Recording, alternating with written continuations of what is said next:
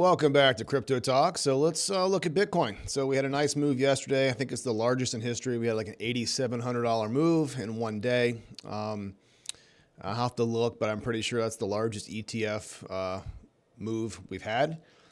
We also had retail FOMO.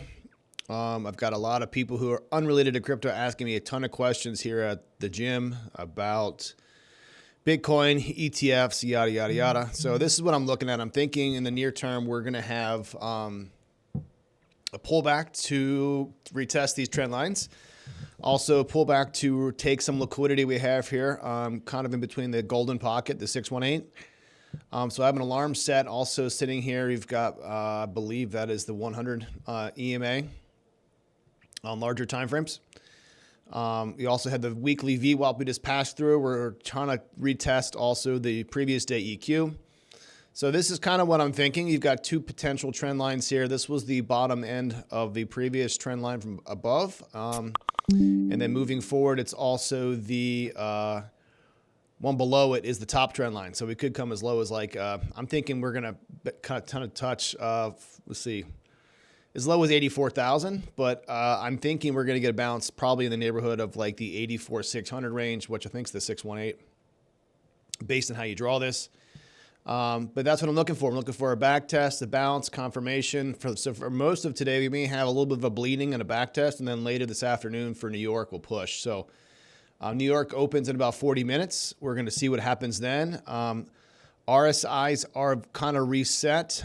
They are bottomed and they are tight. So VWAP is also moving up here in the 12 minutes. So we could get a bounce here in the near future. I'd like to see one more flush down.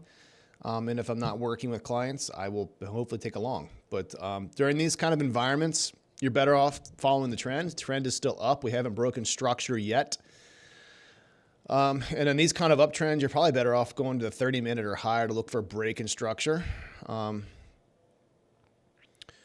So really, you got to come down really until about 83,600 to break the structure there. But even in the macro structure sense, you got to come all the way down to, wow, actually, yeah, it's debatable. You could probably, I'm not really looking for anything bearish to happen until we drop below 81,000. So previous week high is sitting at 81,650. I don't think we're going to get that low. We could. Money flow is leaving on the 30-minute, but it's been leaving for a while. 4 hour still thick.